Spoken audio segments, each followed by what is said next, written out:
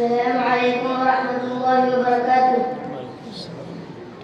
الحمد لله الذي هدانا لهذا وما كنا لنهتدي لولا أن هدانا الله.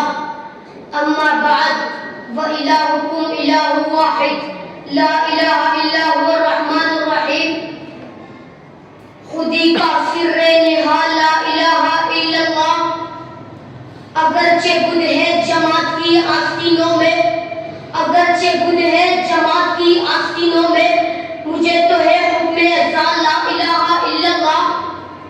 سامعین محترم، آج میں جس موضوع دل نشین موضوع سخن پر گفتگو کرنے جا رہا ہوں تو وہ ہے توحید.